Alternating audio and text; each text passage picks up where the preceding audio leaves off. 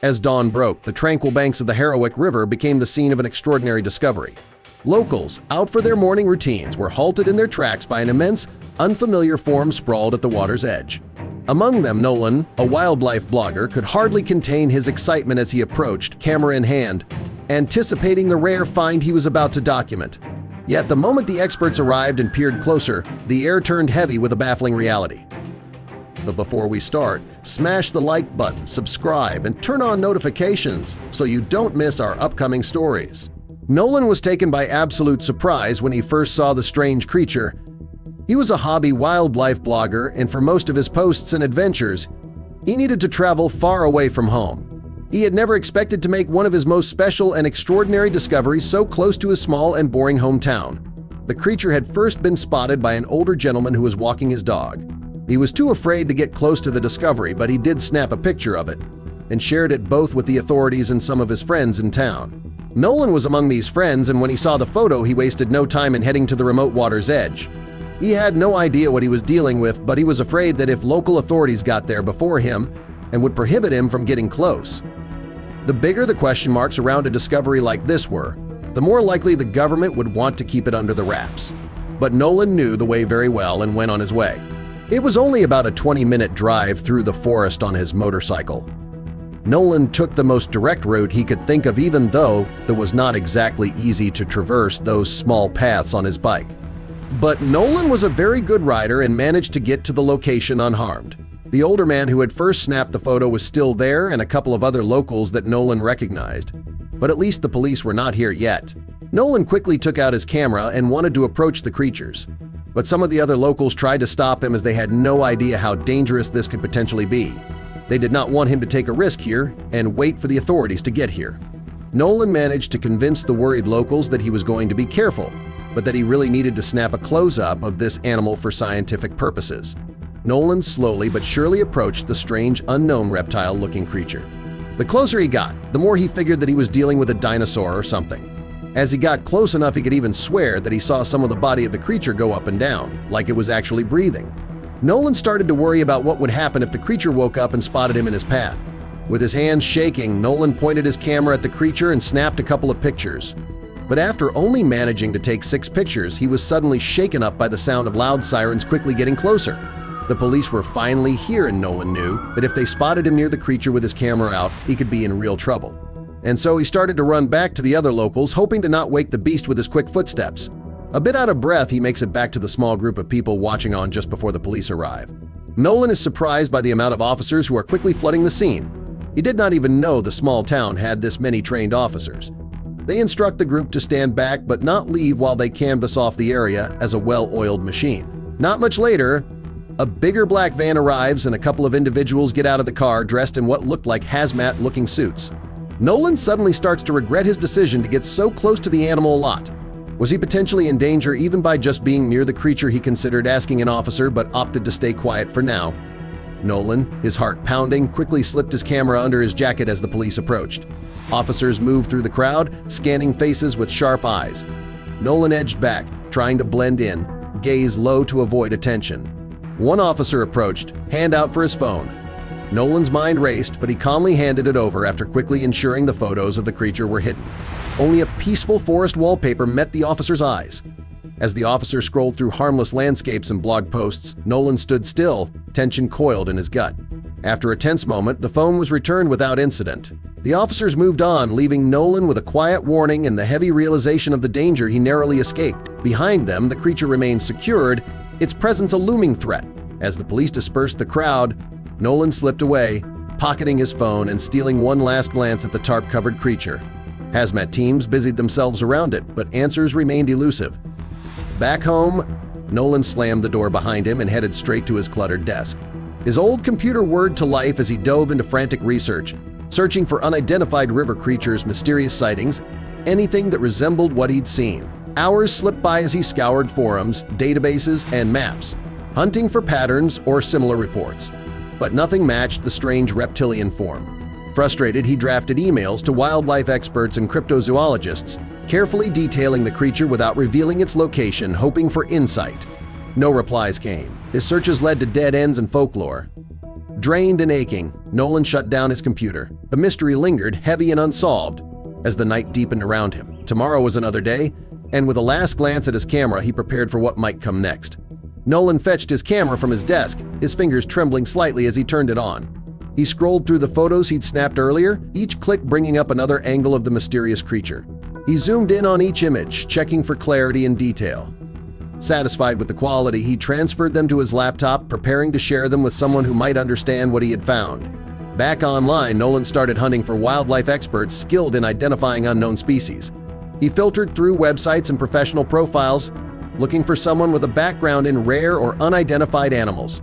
His search led him to several forums where experts gathered to discuss unusual wildlife sightings. He took notes on potential contacts, narrowing down his list to a few key individuals.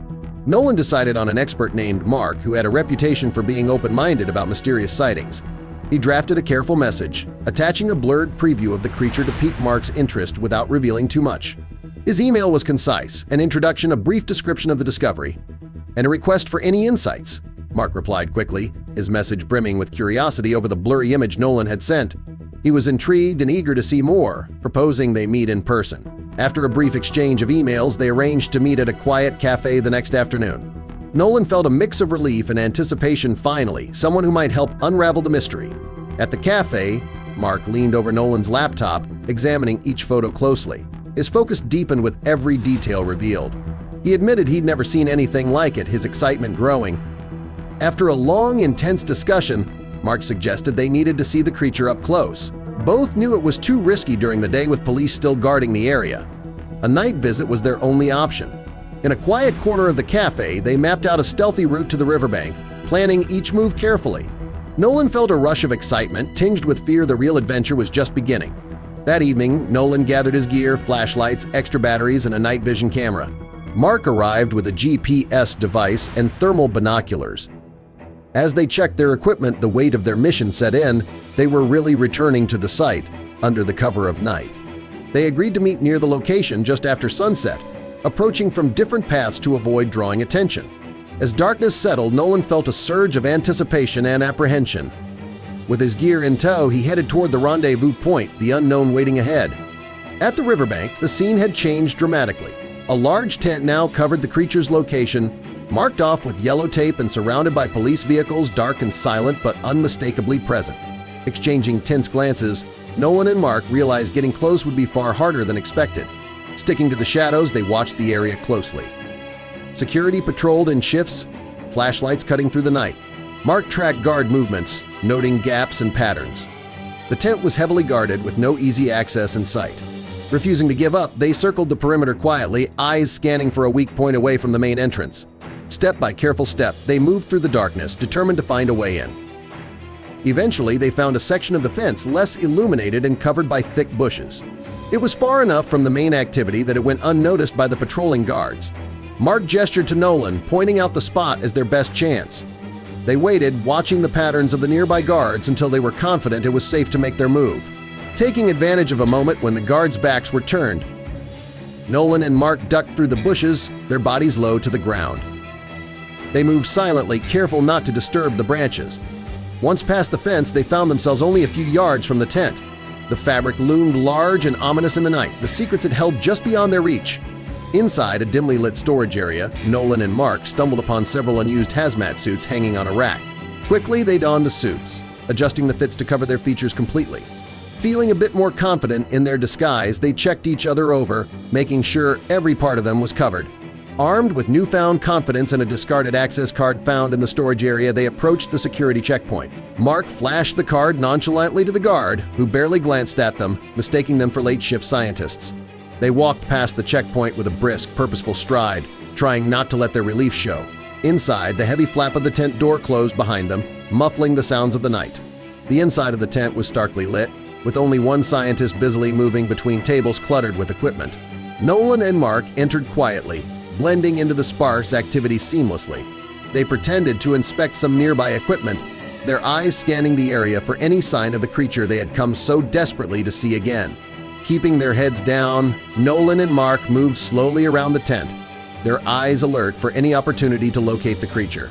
They made small, unassuming gestures towards each other, pointing subtly when the scientist's back was turned. Their hearts raced as they navigated through the tent, careful to maintain their guise as just another pair of officials on duty. Finally, they spotted the creature temporarily left unguarded on a secluded examination table. With the scientists distracted by a set of screens on the other side of the tent, Nolan and Mark seized the moment. They crept closer, every movement precise and silent. The creature's features sharpened with proximity, scales intricate and gleaming, its coloration far more vivid than any image could convey. The scientist turned, his eyes narrowing with suspicion as he observed them. Tension thickened in the air as Nolan and Mark exchanged a quick glance, their presence clearly unexpected.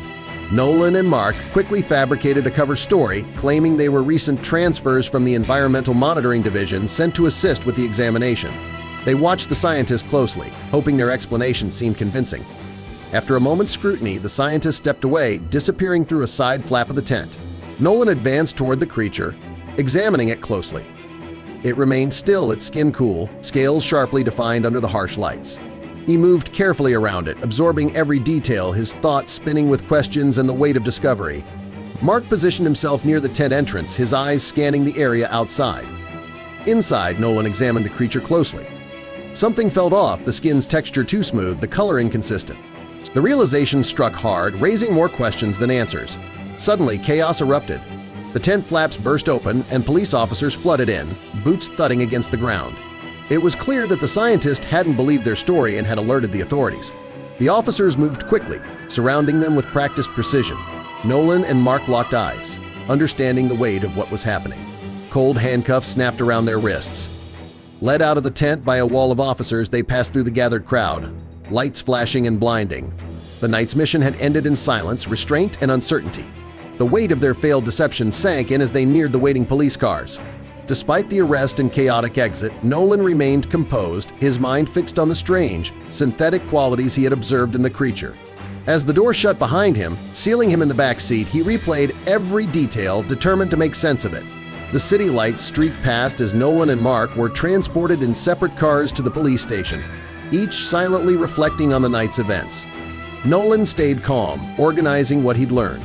He resolved to share everything with the authorities, believing that the creature's unnatural features could change the context of their arrest and shift attention to a more important discovery.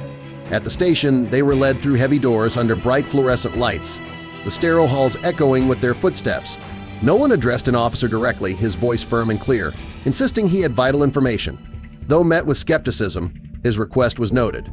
Eventually, he was escorted to a bare interrogation room and left alone. Nolan gathered his thoughts, ready to reveal what he knew, hoping it would be enough to change the course of what came next. Nolan sat alone in the interrogation room, organizing his thoughts and preparing his argument. An officer soon entered to collect his phone, citing the need to prevent external communication, leaving Nolan isolated with the weight of the situation pressing on him. Time passed slowly as he anticipated what might come next, his mind churning over the night's events and the potential consequences. Eventually, two officers entered, their demeanor serious as they began the official questioning. Nolan calmly presented his case, explaining he had detailed images of the creature stored securely at home. He described its unnatural features, uniform skin texture, inconsistent coloring, and declared his belief that it was a fake. To his surprise, the officers confirmed his suspicion.